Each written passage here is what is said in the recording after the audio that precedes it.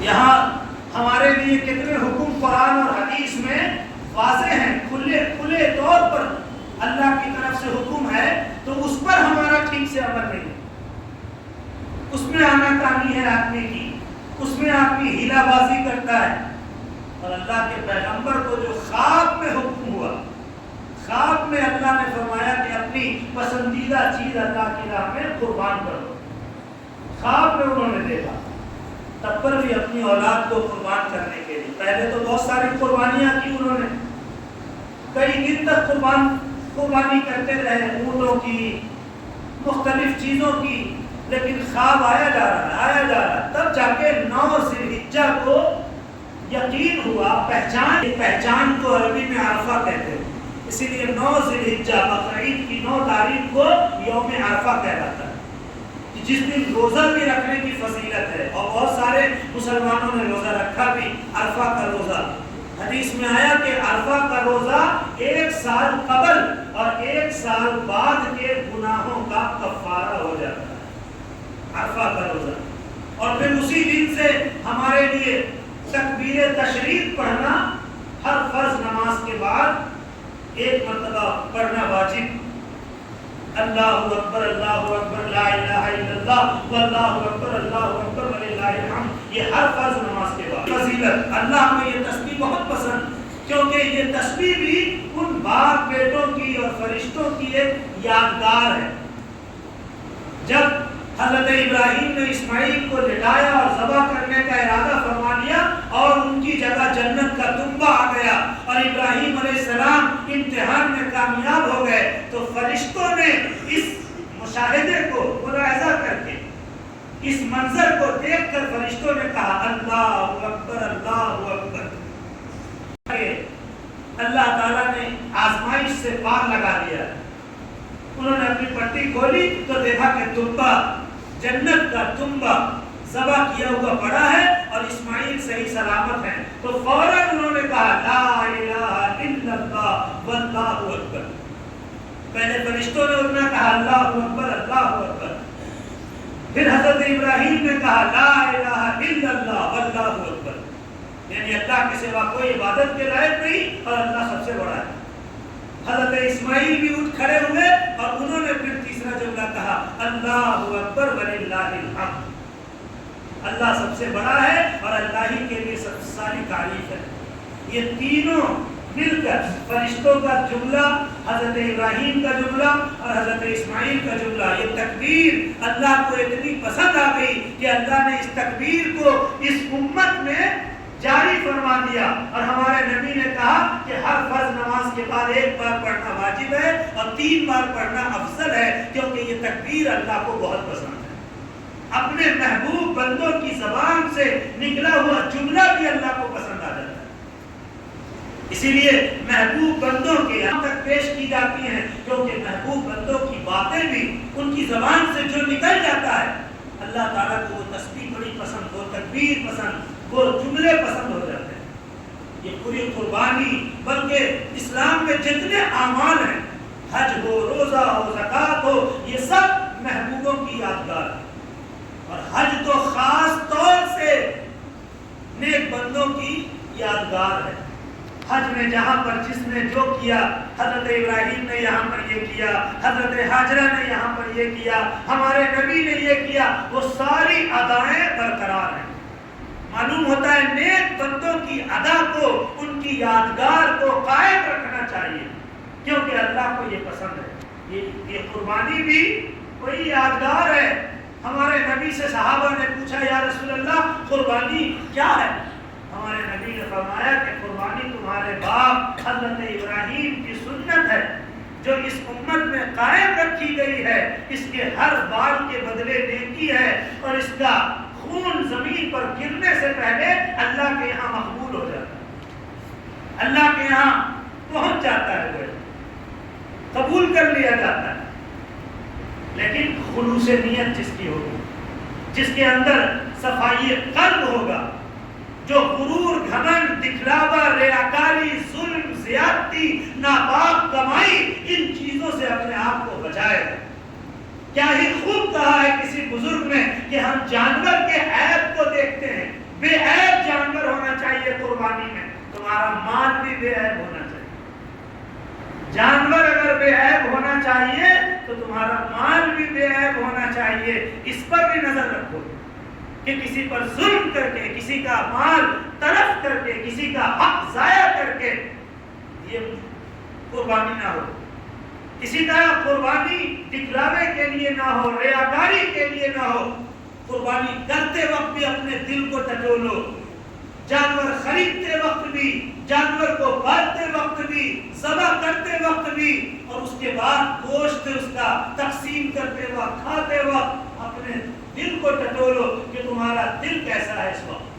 کیونکہ قرآن نے کہا لن ینال اللہ لحومها ولا دماؤها ولکن ینالہ التقوی منکم، کہ تمہارے جانور کے خون اللہ کو نہیں چاہیے، تمہارے جانور کے خون نہیں پہنچتے. شامل ہے اس چیز میں اللہ کے حکم پر جھک جانے کے لیے دل کتنا تیار ہے.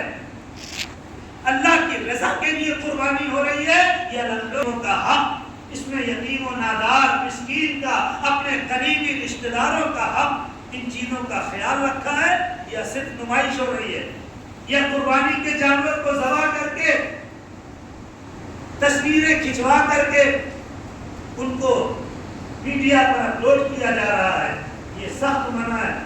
بلکہ ابھی جیسے حالات ہیں اپنے جانوروں کی قربانی کی تصویریں ہرگز سوشل میڈیا پر اپلوڈ نہ کی جائے، بلکہ اللہ کی رضا کے لیے قربانی کی جائے. سیدہ خاتون جنت کو پیارے نبی صلی اللہ علیہ وسلم نے تعلیم فرمائی، اے فاطمہ اپنی قربانی کے پاس حاضر رہو.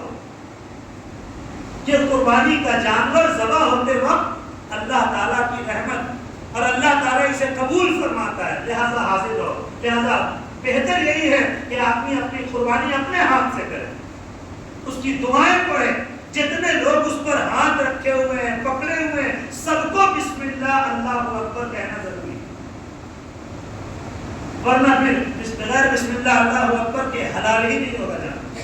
اور ہمارے یہاں جو قربانی کا تصور ہے، ایسے تو قربانی ہر قوم میں ہے. جب سے دنیا بنی ہے تب سے قربانی ہے. سب سے پہلی قربانی کا ذکر قرآن میں موجود ہے. حضرت آدم کے بیٹے حابل اور قابل، حابل اور قابل انہوں نے قربانی پیش کی. اور اس زمانے میں قربانی قبول ہونے کا ایک ذریعہ یہ تھا کہ آسمان سے آگ اترتی تھی اور جس کی قربانی کو اس نے اچک لیا، اٹھا لیا، اس کی قربانی قبول ہو گئی. اور جس کی قربانی کو چھوڑ دیا اس کی قربانی قبول نہیں ہوئی. یعنی جب ظاہر ہو جاتا تھا کہ کس کا قبول ہوا کس کا قبول نہیں ہوا. اگر آج بھی یہی رواج رہتا تو لوگوں کے عیب ظاہر ہو جاتے کہ اس کا قبول نہیں ہے، اس کا قبول نہیں ہے. ایسے بھی آج کل جو بھی نصیحت کی بات بیان کی جاتی ہے، آدمی ایک دوسرے کو دیکھتا ہے، دیکھو تمہارے لیے بیان ہوگا.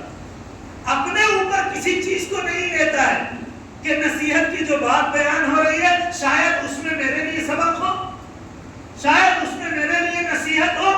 میں نے زندگی کے کسی موڑ پر ایسی غلطی کی ہے اور مجھے اللہ کی طرف سے نصیحت بھیجی جا رہی ہے. نماز چھوڑنے کا عذاب بیان ہوگا، آدمی ایک دوسرے کو دیکھے گا. سود کا عذاب بیان ہوگا، آدمی ایک دوسرے کو دیکھے گا.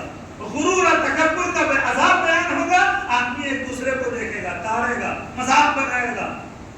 یعنی دیکھو تمہارے لیے بیان ہو رہا ہے، دیکھو تم ایسا کرتے ہو، اور اپنے لیے کم لے رہا ہے. یہ تو اللہ کا شکر ہے، اللہ نے پردے میں رکھا ہے. اگر وہی رواج قائم رہتا تو جگ ظاہر ہو جاتا کس کی قبول ہو رہی ہے اور کس کی قبول نہیں ہو رہی.